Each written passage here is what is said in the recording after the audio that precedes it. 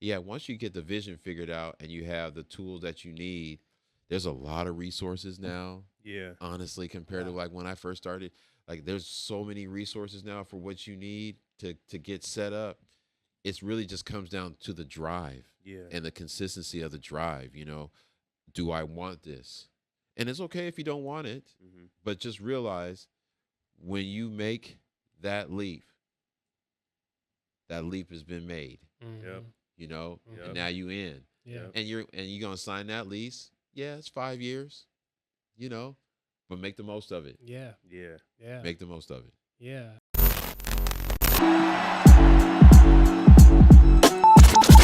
Yo, what up? What up? It's your boy Rubino. And this DJ in the building. And you listening to the UpNUp Podcast. Yeah. Wait, what are we doing? I don't know, just listen. Yes. Welcome. What it do? Ladies and gentlemen, you're tuning to the UpNUp Podcast on the UpNUp Network. I'm your host, Rubino. And I'm DJ man. How you doing, boss? I'm good, man. Good. How about you? I'm good, man. I'm doing well, blessed, Yes, sir. highly favored, grateful. All of those, man. All of the above. Shout out to everybody in the room. Shout out to the team, the vibes, special guests.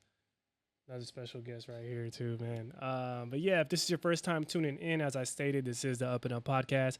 This is the podcast where we're focused on cultivating culture. We do that by providing amazing stories of individuals, groups, movements, the movers, the shakers, people who are taking up space in various industries, breaking down barriers, right? Carving their own lanes, not only for all of us currently here, but for the next generation coming behind, right? Yes, sir. I'm super excited, man. Summer's coming. Is it already here? It's here. It's here, man. It's heating up, right? It's heating up, and I feel like we just got to keep the episodes heating up too, right? Oh man, yes, yeah, sir. Yeah. Now I'm actually very excited about today's episode. I feel like it's very long overdue, right? We talked about this a lot before the show. But today's guest is someone who I would say is a walking example of persistence, right? He's definitely a true culture cultivator who's keeping everything he's doing on the up and up. Yep. Today we're joined by the one of one leader in the world of culinary, a seasoned chef with 30 years of culinary experiences across the country.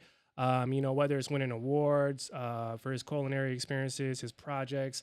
At the forefront of everything he does, what I've come to notice is it's always about uniting community, right, and bringing community together, bringing people together, bringing humans together, right, in a positive manner. But going a little bit deeper, he is the creator of the infamous Cookie's game-changing vegan food stand, which is permanently at Lumen Field. Yeah. And drum roll, round of applause, man. He has a grand opening launch of his newest restaurant, which is called Amin, which is set to be open here in Seattle. Like I said, man, this dude is a walking testament of persistence, We've seen it up close, right? Yep. And I'm super excited and honored to have him here, learn more about his journey. So without further ado, let's get straight to it. Our guest is none other than the good brother himself, Tarik Abdullah. Can we get a round of applause? Give it up. What's up, y'all? How you How's doing? everybody doing today? Bless, man. Word. Good, Yeah, I'm good. appreciate it. How are you doing today? Man, I'm good, man. It's been an interesting few weeks, getting this space open. But I'm good, man. The stress levels are, they're there, but I'm good. Yeah. I'm alive. Yeah. Yeah. Now it's a pleasure to have you here, man. Appreciate it, man. Definitely. Yeah, definitely. I don't think I've ever done a podcast. Have I done a podcast?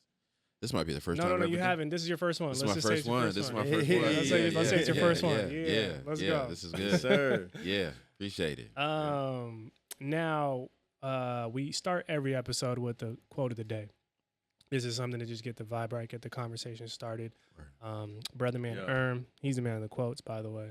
Not me. Alright. They don't let me tell quotes up here. One day, bro. One day, I got you. It's a Don't worry. weird rule they made up. I don't know. All right, man. So the quote of the day is: "Perfection is not attainable, but if we chase perfection, we can catch excellence." Yeah. Who's that quote by? Vince Lombardi. Ooh. Yeah. Shout out Vince. Shout out Vince. Shout out Vince, man. Yeah. Shout out Vince. That's a good one. That's a good one. Yeah. What do you think about that quote?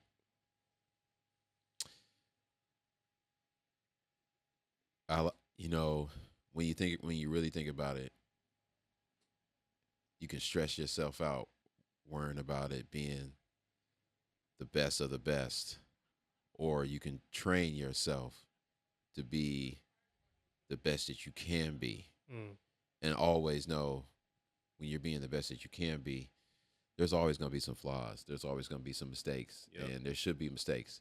And with those mistakes, you can learn from those hurdles, and that's you can just I don't believe in an L is an L. I believe a L is an L. It's a loss, but it's a learned loss at the same time. You know what I mean? Yeah. And so with those, that's how you just gain experience, and that's how you just get better, and that's how you gain excellence, I do believe. Yeah. And just try not to tell yourself to push yourself too much. Yeah. And Yeah. you're still human. Yeah. You know? Yeah.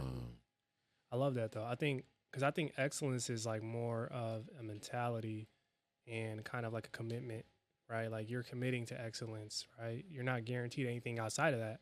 Right. But if you're trying to approach it in a way of saying, I just want to be excellent, that's what matters. And I love that because perfection is, what is that?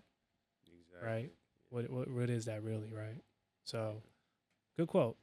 Good quote, man. Thank you. Shout out Vince. Yeah, shout out Vince Lombardi, man. Yeah. Now, obviously, our platform is built on storytelling, Word. learning about people's journeys. But before we get into your journey, I always love to start episodes just kind of getting a sense of seasons that our guests are in. So for you, how would you describe kind of this current season you're in at this very moment? At this moment right now, I feel like I'm anxious.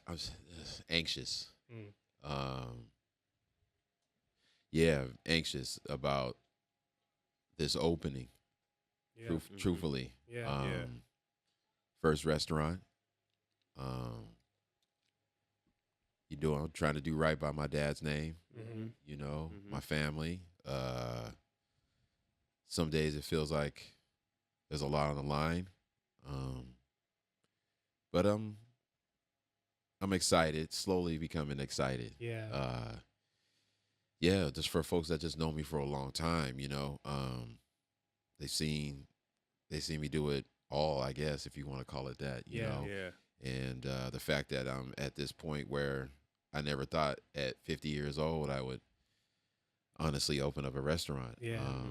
And so I'm gonna go ahead and do it and see what this ride and see where it takes me. You know? Yeah. And I love it. Yeah. I love it. No, I love that because like it's kind of like sometimes we just have to acknowledge that this is the season I'm in. It ain't gonna be forever, but this very moment, this is what it needs to be, right? That's dope. Yeah, definitely. So, I know we're talking about seasons right now, but I kind of want to take it back, talk about your upbringing, early interests, influences, whatever you want to touch on.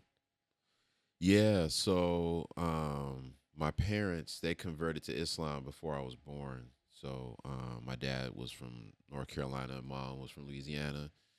They met on the East Coast, converted to Islam. Then I was born, 73, Hartford, Connecticut. Then we moved to Arizona for a little bit, and then been here in Seattle since 77.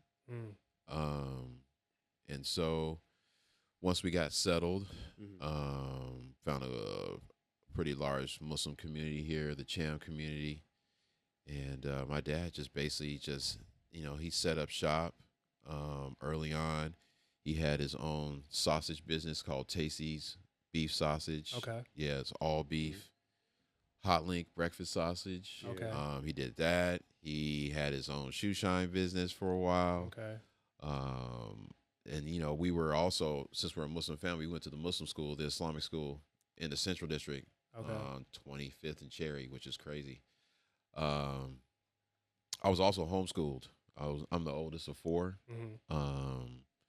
And so during that time, it's like growing up, honestly, just pretty much interacting with the Muslim community the majority of my childhood. Yeah. I ended up working at a spice shop called The Souk. Shout out to the Janejo family. And at that time, I remember just going in and bagging up spices. Had no idea I would get into the cooking industry. No plans, but I was honestly infatuated by the smells in general, be it at the shop or for Eid. It's an interesting like first job. Yo, man, I had all sorts of random jobs, working through the Muslim community. I think I worked at a cookie shop. I think I had some random jobs, early on. But I can just see your wheels turning right now. man, I know y'all got me thinking right now. Like, man, this is good. But yeah, my dad, he being a self-employed man, taking care of the family. I think when it was my time, I wasn't really sure what I wanted to do when I got to about junior, senior in high school. I was still trying to figure that out. And then my dad transitioned. I was 19 at the time, and there was a lot to think about, man. A lot to figure out. Because my dad was a staple in the Black community and in the Muslim community, and so it was a little rocky for those first handful of years after he passed, But during that time, I fell in love with cooking. Took a job at Palomino downtown. Fell in love with that. Prior to that, I was at Dick's Drive-In for like 5 years. Okay. But just not really sure if food was going to be the thing. And then I walked into Palomino, and that was like, bing, light came on. And sure enough, that's what it did. And then I did that. And then I left to L.A. in 99. Yeah. And stayed down there for 10 years. And that's where I started teaching kids cooking. Okay. And really just started figuring out the type of food I wanted to cook. I'm actually curious about kind of the upbringing, because it sounds like everything you're doing now sounds like there was already early influences of that, right, growing up, whether it's entrepreneurship, right, business, culinary, cooking, and I feel like when we're growing up, we kind of know what we want to do, or we know what we can do, but we try to go explore other things. Like, for you, in the back of your mind, did you always say, you know what, I'm probably gonna eventually do this, or how was that process of like figuring out what lane or what direction to go when all of that's surrounding you, I guess? Because like when it's all surrounding you, sometimes you're trying to go totally opposite of that, but it seems like you didn't. You kind of embraced it, but still kind of kept your options open. My dad was he did a little bit of everything. I watched my dad sell furniture. He sold jewelry. So entrepreneurship was somewhat in the back of my mind. I could see myself doing that. And honestly, I was, we're talking the 80s. So the quintessential Black man during that time was known for really working for themselves, and I was surrounded by that. And then on top of that, you got to think the Muslim community, be it the Arab community or the Cham community, a lot of these folks were already running businesses of their own. Yeah. So it was somewhat there a little bit. I mean, I had a flash moment like I was going to be a doctor, but that was a quick flash, honestly. Yeah. But it was something about the idea of working for myself. And I think because of just the examples that I had around me, and pretty much that's just fast forward and planting those seeds for sure. Now you did mention moving to LA. Yeah. And I read that like when you got out there, it was a different time in restaurant business and culinary. But man, moving to a whole new city, you were probably like what, early 20s, I would say, right? I was 26, 25, 26. Okay. Yeah. Okay. So what was that like to go out there? And you said you stayed there for 10 years, so I'm sure things were clicking, but how did you kind of get your feet planted when you relocated?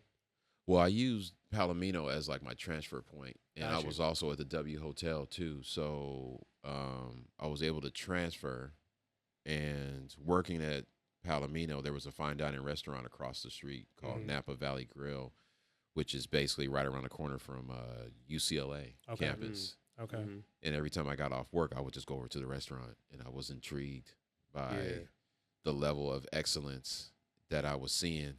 And eventually I left Palomino, ended up working at Napa Valley Grill. Okay. And that was like the start of, okay, elevated food.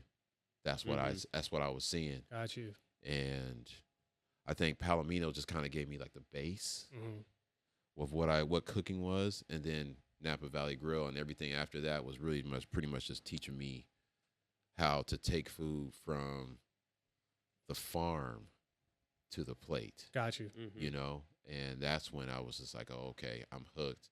And then, you know, it's LA. Yeah. You know, you can Yeah. get caught up in LA easily. You can go down there, the flashing lights, the celebrities, and woody woo, and Yeah. be broke, and you know. But I stayed the course. Yeah. You know, I stayed focused. But I also had a moment too. I said, you know, what am I gonna do with all these skills when I'm done? You know, and that's when I started teaching kids cooking. Okay. Yeah. How did that open up? How did the opportunity? Because I feel like everybody at some point wants to find a way to give back to the youth, right? Like we don't just gain all this experience, but Right. can you recall like what clicked or what opened up for you to like lead you down that path? Because you still to this day do, you know, work with the youth. So I'm sure that kind of started that path for you, right? Yeah, well, you know, I was always around kids, you know, living in Seattle, just in the Muslim community, man, you know, be it babysitting or doing something with the kids at that time. And then moving to LA, I just said, you know what? A black, you know, on the verge, a brother on the verge of becoming a chef, wanting to become a chef. Why not do the same thing and give it to these kids? And so I just said, you know, I'm going to look for a community center to teach kids. And I went to Robertson Community Center, and I remember seeing Nick Young in there. That's like, I think he was in college at the time. Okay. Yeah, I think he was finishing up. It was like his last year. But yeah, I signed up and said, hey, you know what? I'm going to teach kids cooking here. I had 22 students sign up. Man, I freaked out, bro. I was like, what am I doing? I was like, what am I doing? Yeah, now you got to really teach it. I got to really teach it, Yeah, you know? yeah. And so I bounced around, and I pretty much stayed, quote unquote, in the hood, you know, and just Baldwin Hills Community Center, Robertson Community Center, Westwood Community Center, and just bounced around teaching kids and just figuring out what was like the right amount, figuring out a curriculum, if you want to call it, and just realized, okay, I was doing both. Like I was cooking during the day, and then on my off days, I would be at a community center. So it just kind of I stayed on that path, bro. I had some other cool opportunities because, you know, it's LA, right? You always bump into somebody, you get a few other opportunities, and it was a good move. But I picked up a lot in a way where if I came back to Seattle, I want to implement some of the things I picked up living in LA, you know? Yeah. So, yeah. That makes sense. That makes sense. Yeah. No, that's dope. So I guess what was like some of the, I guess, cooking skills that you were teaching like to the kids? Like, I guess what like their base, like, you know how you went in there and you're just like, pretty much like, what were you? I don't know what I'm trying to say, but like, what were the first early skills that you would teach kids when you were first teaching them? Oh, yeah. That makes sense. Yeah, one of my famous quotes was, you haven't finished cooking until you, well, what was it? Oh, yeah, finished. Oh, man, I had a quote. It was it was all about cooking and cleaning. And it was about just really just teaching kids how to keep a clean kitchen, right? That was the biggest thing. And knowing how to work together. Because, you know, when you work in professional kitchens, you're working with different people. Yeah. And, you know, working with kids are not always they're not always hanging out with their friends. So a lot of times I would teach them things based on what I was learning, literally learning. Yeah. You know, basic sauces, basic baking, teaching them a little bit about heat, taking them to farms. Yeah. And, you know, if you're 7, 8, 9 years old, hanging out at a farm, picking fruit, picking vegetables, these are things that you're not even expecting to see if you're living in Compton, Watts. Like, especially back then, there just wasn't really, there probably was, but just the idea of giving these kids an outlet, but doing it on a consistent basis. So, you know, I'm there for 10 weeks, 12 weeks, you know, every week, 2 hours, 2.5 hours, really giving them the game. And I'm learning game at the same time. And so I felt like this is what kids need And just coming from a black male, I just felt like this was something that was needed. Yeah. You know, it's very easy to be a coach in sports, especially during that time. But why not come at it from a kitchen, you know? And teaching them healthy food too. On top of that, that was the biggest thing too. Like I wasn't really doing, you know, the brownies, the M&M cookies, and you know, I'm really giving them, you know, learning some of the things I learned just growing up. You know, and giving them some worldly, you know, influences, and hoping that they would, you know, they'll take that home, and you know, the parent will call me up and say, you know what, thanks to you, I gotta buy my kid a mixer. You know, and that's great.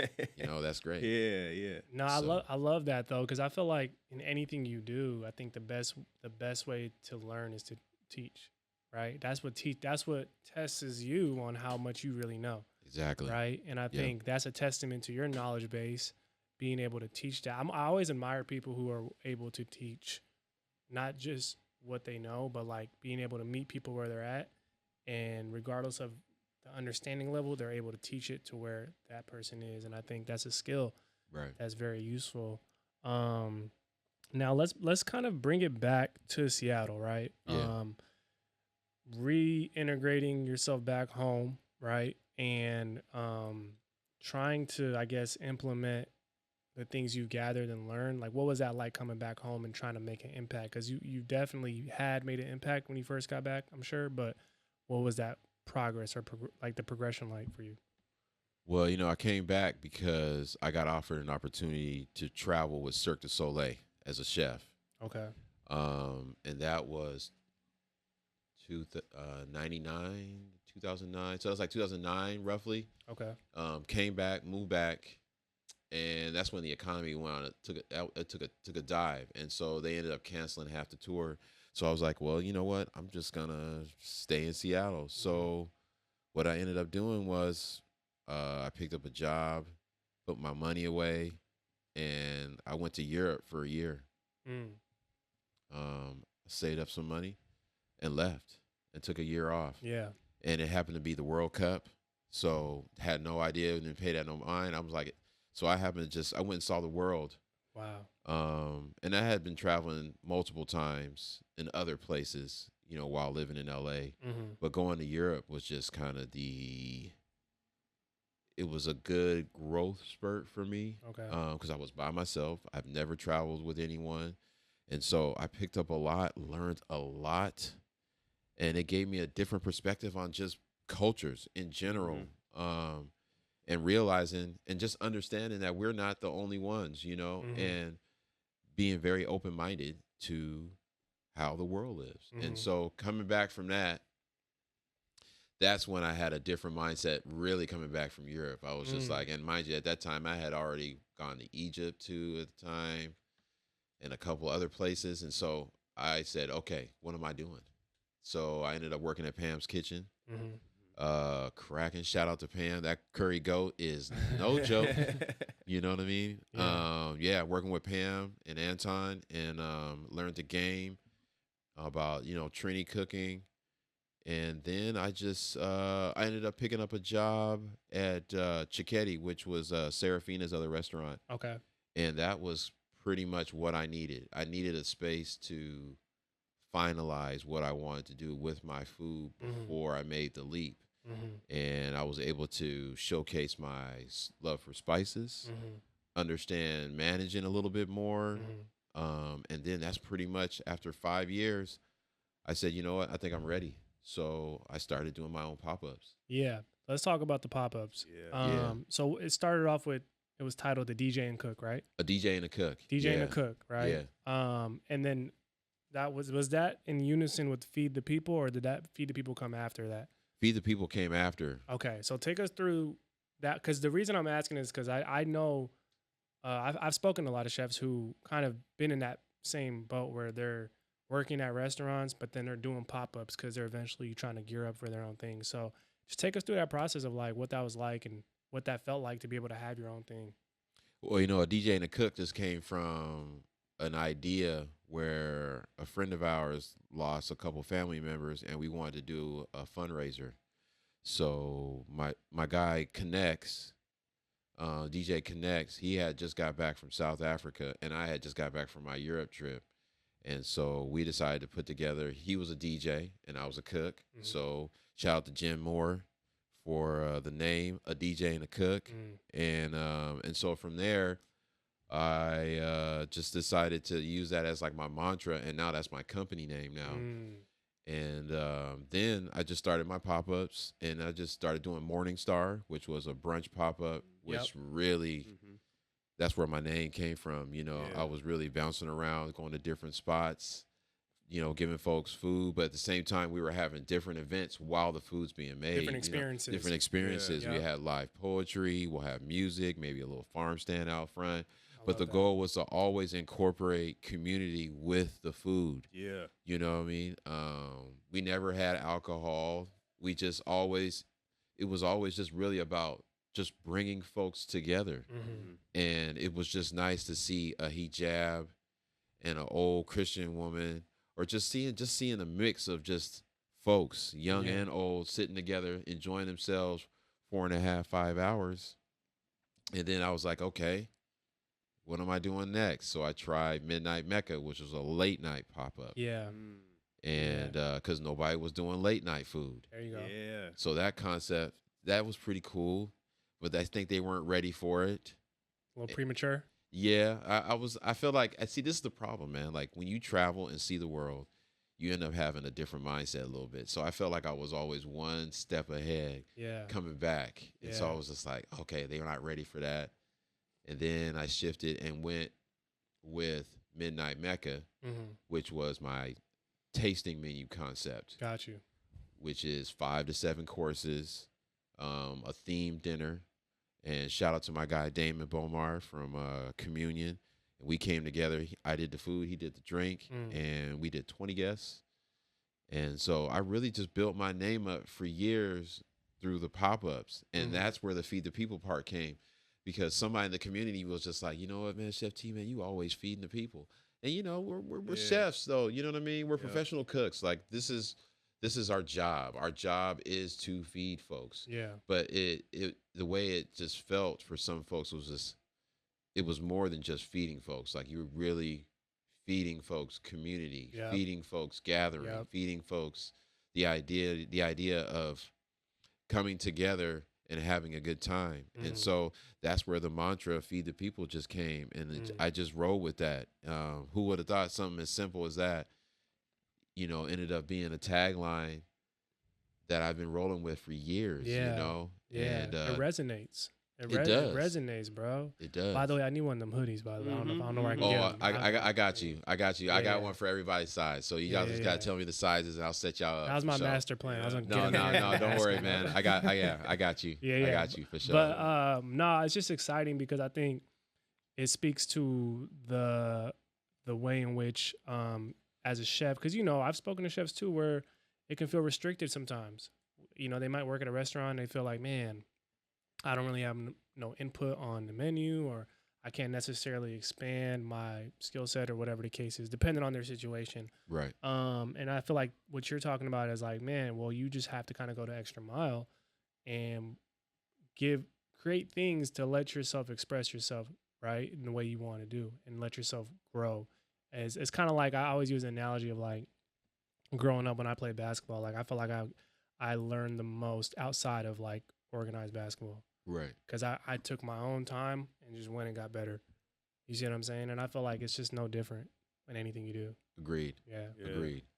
So I also want to ask you, like, going through what you went through as far as like doing all these pop-ups and building your name up and your brand, like what advice do you have for somebody that's trying to get in the industry and kind of make a name for themselves as well? Well, definitely mentorship is key. Trying to find a kitchen that really wants to do more than say just train, but really mentor you. You know, that's big on because that's big for me.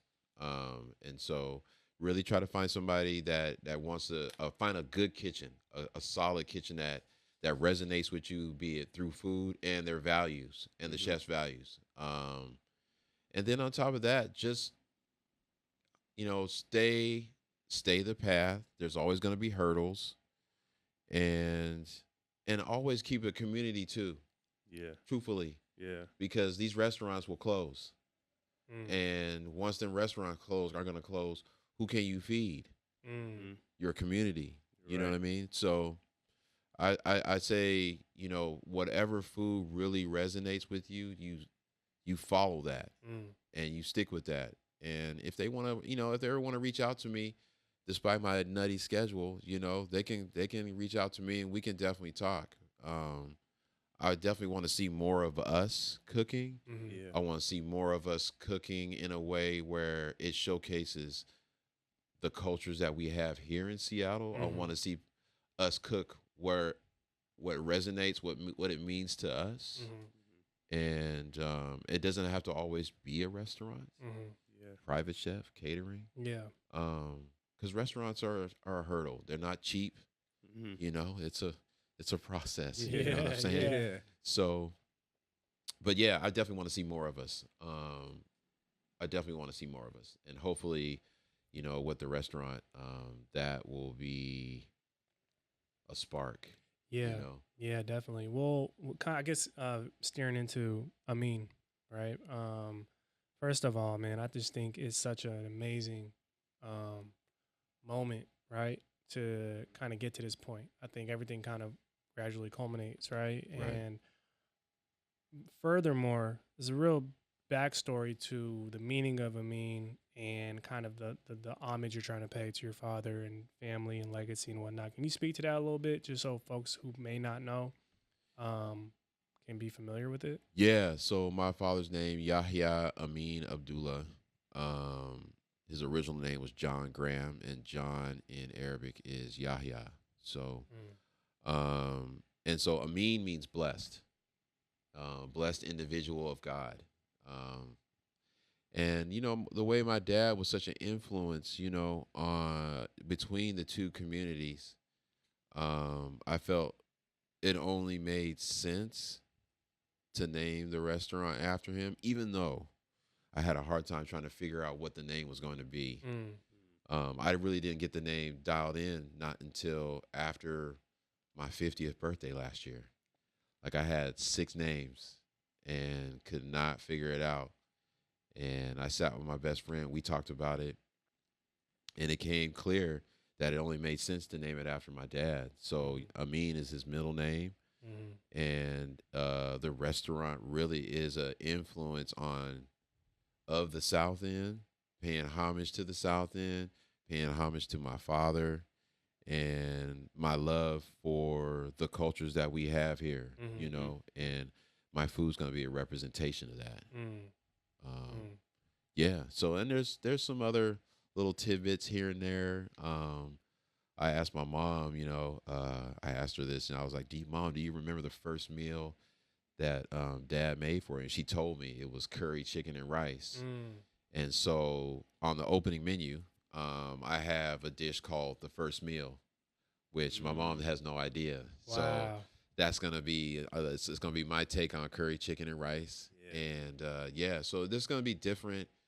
It'll be an interesting journey on Yeah. how to talk about my dad in a way where I'm not used to, Yeah. and I'm learning a little bit more over the years. Mm. So yeah, Yeah, I love that, man. I think it's also a way of just kind of preserving legacy, and then reconnecting, yeah, and further connecting, right?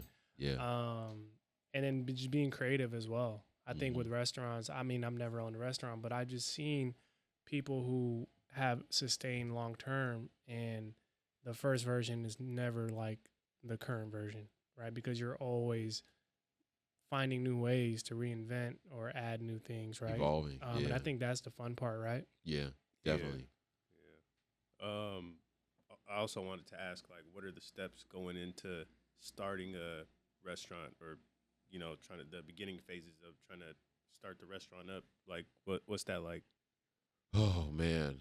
Well, for one, there's some steps you definitely want to have. Like it's one thing, money is one thing, but there's other things you really want to have in the beginning. A good lawyer, that can help you read your lease.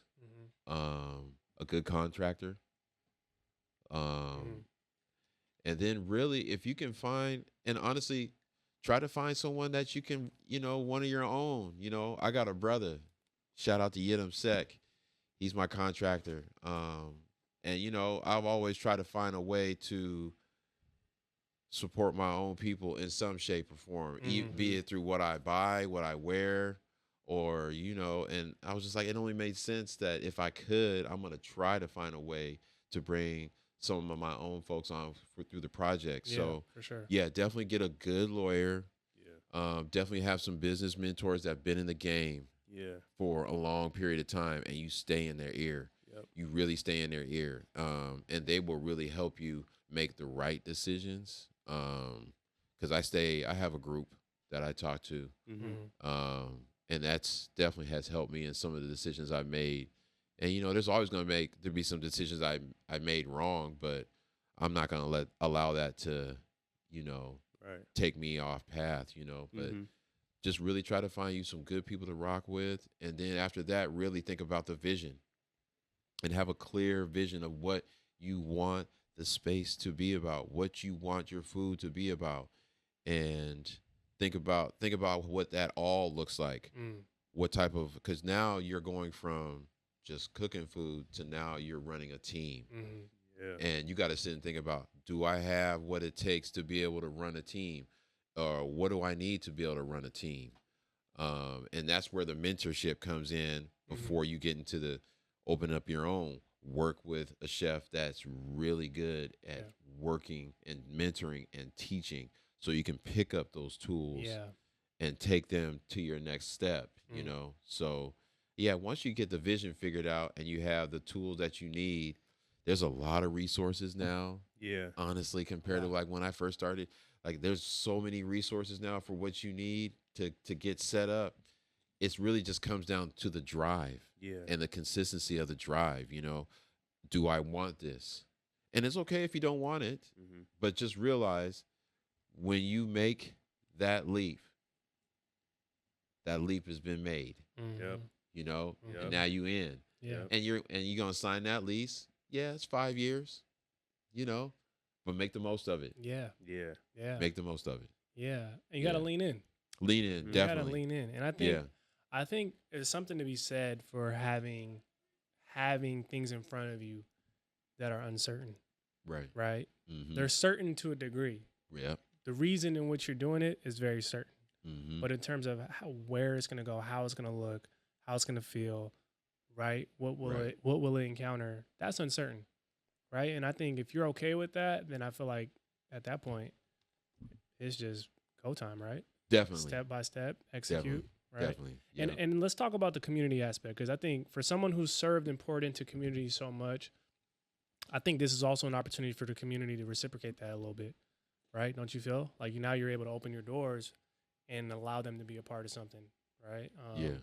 How has that been in terms of just kind of getting the community to connect to? I mean, obviously we're not at the opening yet, but I feel like people are excited for it, right? People Yeah. are looking forward to it, and I think there's something to be said for that in terms of trying to connect the story. Yeah, that was a process in itself of how we're going to present this. I have a great team. I have a small team, and that's another thing to think about too is have a solid team. Yeah. To help you during the process. And so of course, funds are tight, so we decided to do a GoFundMe to raise some funds to help with the first, operating costs. And the community has really stepped in, and I'm very blessed to have some folks that have just really want to see me do this. Yeah.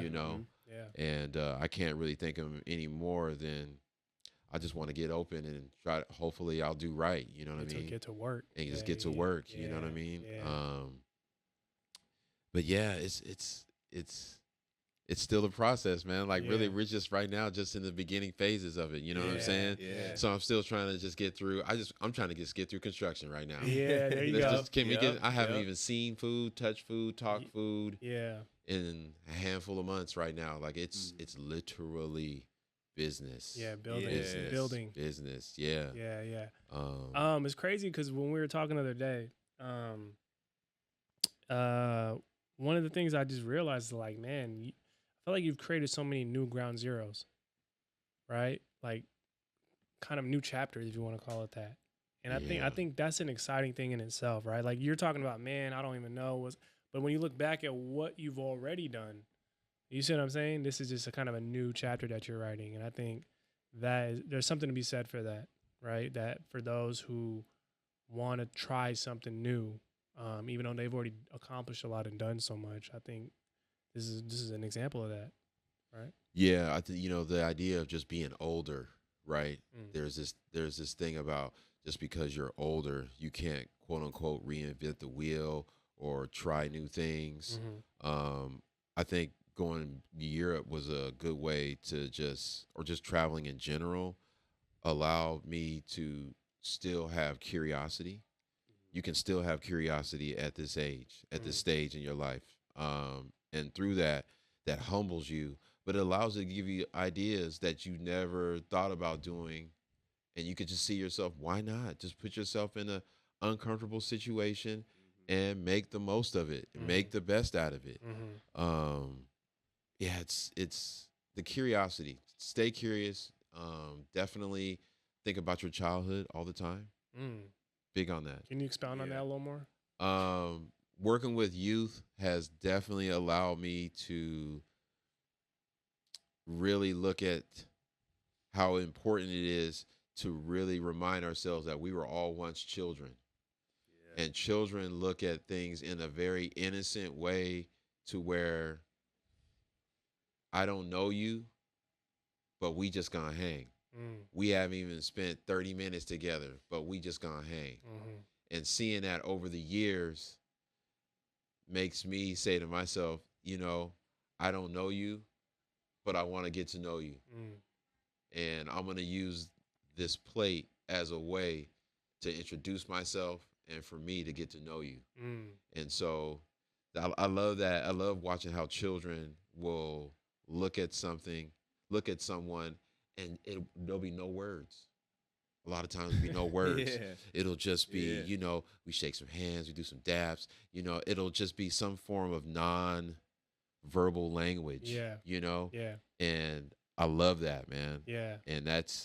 And I think that's very important for us to find time to work with youth, to appreciate not just them, but at one point in time that was you. You know That's what I so mean? real. And that's how you can keep That's so keep real, this youthful bro. face. You know what I mean? Like, you want to know how I keep young, bro? You know what I'm saying? That's the recipe. No. That's a trick. That's Yeah. crazy you say that, because I literally was thinking about the same thing on one of our well-being wake-up episodes. At the end of every episode, we each provide the audience with like a well-being tip for the day. And I randomly, like, that was my tip for the day. I was like, man, just unlock a childhood memory. Right. Like, regardless, whether it's a show you grew up watching, song you used to like, just one of those things. And I felt like that was something that's why, like, when you said that, I was like, damn, okay, that is a real thing that I think people can practice. Definitely. It's definitely necessary. Oh yeah. Yeah, it's needed. Yeah. Adulting is hard. Adulting is hard, I mean, because you go from being this free individual to responsibilities, to paid responsibilities, to consistent paid responsibilities, and in a world that's constantly evolving, in a world that doesn't recognize you, as to where when you were a child, everyone recognizes you, and so you going through a process. And so I think we should just try our best to keep the curiosity, be reminded of the youth within ourselves, and some beautiful things should come out of that. Yeah. You know what I mean? No, that's a great.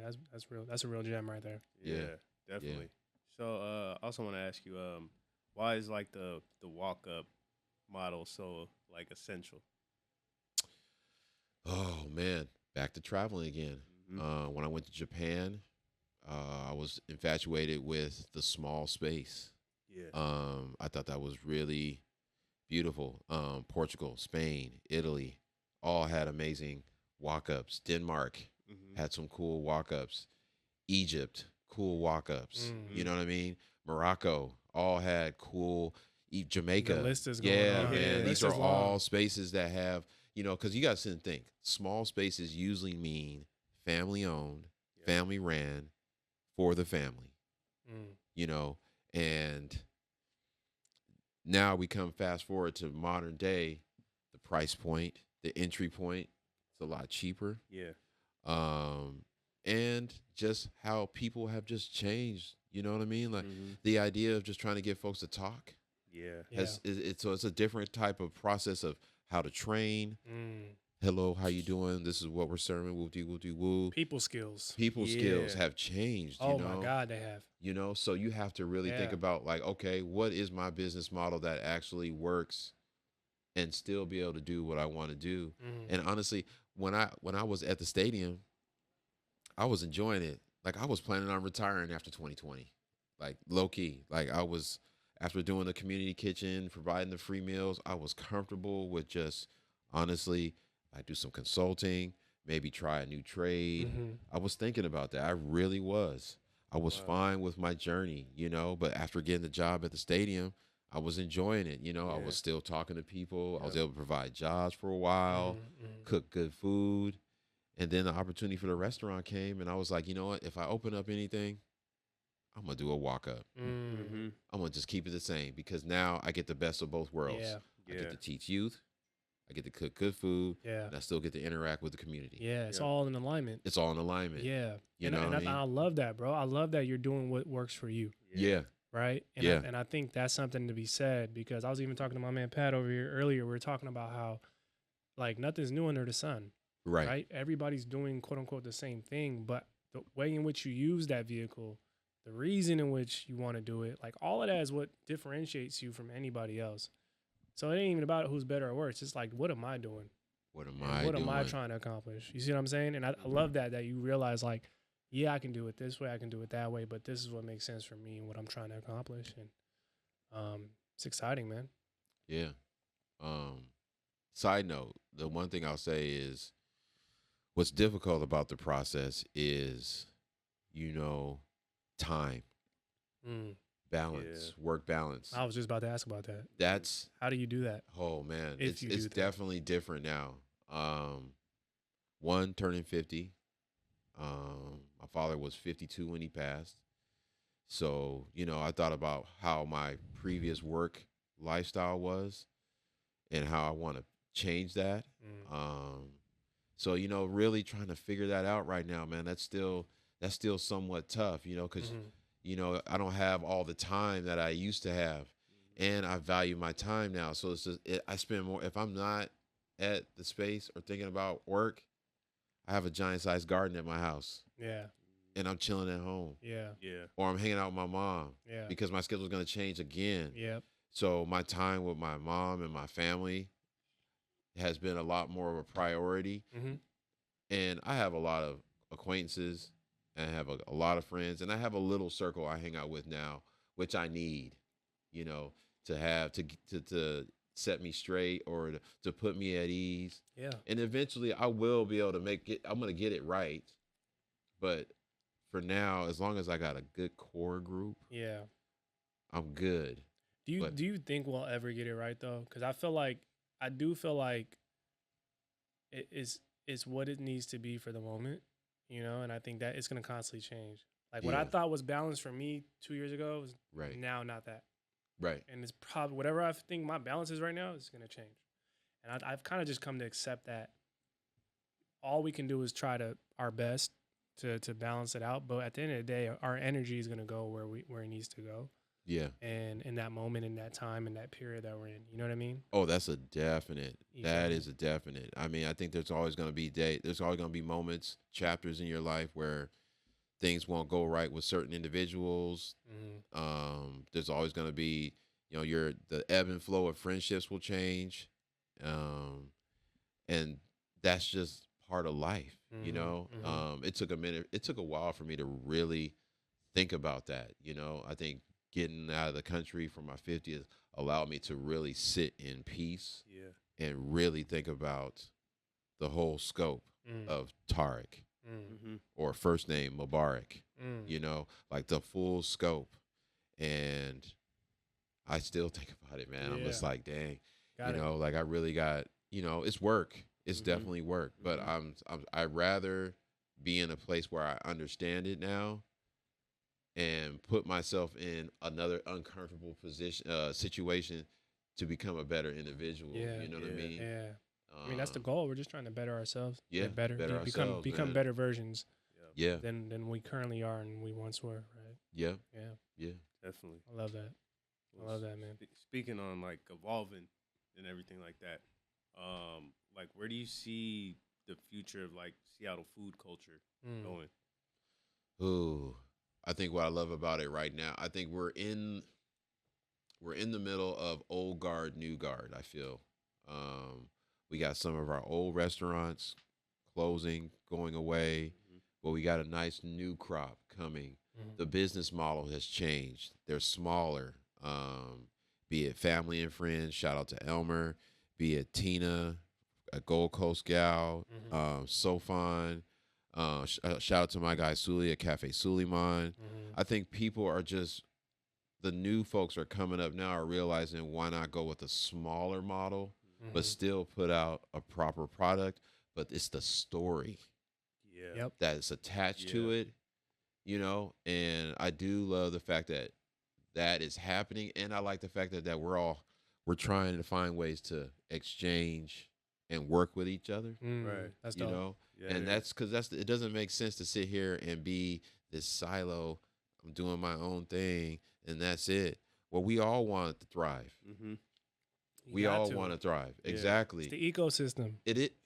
That's how I look at it. The Thank you. ecosystem, and the only way the ecosystem is going to grow is if we all are contributing to it, helping it grow. Yeah. And we just need, living in LA, I love the mix, but I like to see more of us. I want to see a beautiful mix of food. And I think we're slowly seeing that with this next crop. We're seeing more, but they're not just in the outskirts. We're slowly it's slowly starting to happen within city limits. I think it just comes down to determination, and hopefully things will be affordable. Spaces are affordable. Yeah. But yeah, I'm happy. I'm happy. I'm nervous, but at the same time, we got some beautiful chefs out here making some really good food. You know what I'm saying? And shout out to all the ones I just said. Even Christy, she set the tone for the Seattle food. The idea of the beautiful cultures we have here. You know what I mean? And Harold from Umami Kushi, and then all my other friends, Hood Famous, Melissa from Musang, and there's others, you know what I mean? Yeah. But I like this new crop. Yeah. I like this new crop. I think the next thing for me is I just want to get more of us to just explore what's out here and put it on a plate. Yeah, I love that. I think the part about storytelling is so important, man, because I feel like no matter what industry, man, stories are what driving it. Yeah. Right? Stories is whether even sports. It's all about the storyline. Yep. Right? And so I think you made a good point there where I think if the new wave leans into their story and connecting people to their story and through that they'll be able to better connect to the food and everything else that comes with it. Yeah. That's some good advice for sure. Yeah. Yeah. And even from like our point of view, it's like it's beautiful to see just like restaurants collaborating and then and then us, we always got to eat. So it's like right. Why not have like more of a selection and seeing everybody collab and like do their thing so that we could just be like, oh, this person, okay, now we're getting different recommendations to go different places and stuff like that. So I feel like it just helps everybody as a whole. And like from our point of view, it's just like it's great, It's like it's just lovely, Yeah. So. It's like it's a different feeling when you walk into a restaurant. You're like, yo, I know this dude's story. Right. It's different. Yeah. You know what I mean? Like we're kind of privileged in that way where we've been able to interview a lot of people. So I'll see someone, I'm like, you need to know his story though, right? Like you know what I'm saying? And That's it's like it's a right. different connection to the person, the brand, whatever it is, the product. So that's dope, man. Kind of like seeing like the spices, and then it was like you and Boon Boona, and we're just like, I'm like, dang, that's great, So it's like that feeling right there, it's like it even gives us a sense of community because we see you guys collaborating too, you know. So yeah. Yeah, we have, and that's the beauty of Seattle is we have folks here with a drive, with a vision of wanting to represent themselves. And so why not have like-minded individuals be in the same room and find ways to do projects, collaborations Yes. Right. together, Yes. you know, Yes. and to continue this food journey Yeah. in Seattle. Yeah. You know what I'm saying? Contributions, man. Yeah, We're all contributing. yeah, We're that's all right. contributing to the growth, Yeah, and we all have our different vehicles in which we're driving. exactly. Right. Yeah, I love that. yeah. Tarik, man, you've been dropping a lot of gems, brother. Appreciate it, Yeah. man. He's like, Yeah. have I? Definitely. He's like, have I? Now, before we do get you out of here and wrap things up here, first of all, where can people find you? Whether it's website, social media, how can they connect and better connect with you guys and what you got going on? The website for the restaurant is live right now. AminSeattle.com. Definitely go to the website. The menu's up. You can go to Instagram, Feed the People Seattle, or Amin Seattle. That's where you can pretty much find me for all updates. We got some cool stuff in the works. I have a pop-up series called Journey to Amin at Metier Okay. coming up starting July 9th. Okay. Every Tuesday for the month of July. Okay. Showcasing food from the menu with Okay. some specials. Shout out to Rodney at Metier for allowing me to host. Hey. Yeah, so 4 to 9, try to come through. The food's going to be slapping. Those Cafe Baharat coffee rub ribs, short ribs. Wait, say that again? So Cafe Baharat is a coffee rub spice blend I created in collaboration with Boom Boona Coffee Okay. and World Spice Merchants. Okay. So my love for spices. And, when I created this menu, there's different people I'm paying homage to. And I love what Ephraim is doing. Yeah. So I'm going to do a short rib dish with using his coffee and my love for spices. And so Cafe Baharat, which you can pick up Wow. at World Spice Merchants, really good. I'm trying to Yeah. imagine how that would taste in my head. Crazy. Yeah. That's what I seen. That's why I had to bring that It up. hits, yeah, bro. that's It hits, fire. man. It's fire. Okay. So yeah, they can reach me through those channels, and hopefully we'll see y'all one of these Tuesdays. You know, yeah. Definitely. Well, make sure Definitely. y'all connect. Man, we Definitely might have to goes talk with about. Man, I didn't think about this. Man, we might have to talk about having y'all set up at one of them. Let's do it. man. Let's do it. We'll do a live A show. live show at No one one of the ever invites pop-ups. us to the Yo, restaurant. Let's talk about that. Yeah. Let's talk about that. I'll Yeah. talk to my team I think tomorrow. we just talked about it. I think Yeah, I think we're gonna yeah. do it. Yeah. let's Okay, do it. I'll talk to my team in the morning. We'll Yeah, talk yeah, about that. yeah. Yeah, that's tough. Yeah. Yeah, Yeah. yeah. I gotta try them ribs, man. Oh yeah, we got you.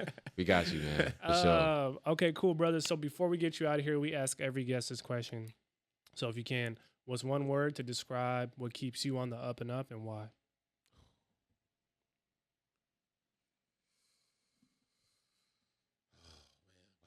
Good. I haven't done this in a minute. Oh my God. One word. One word.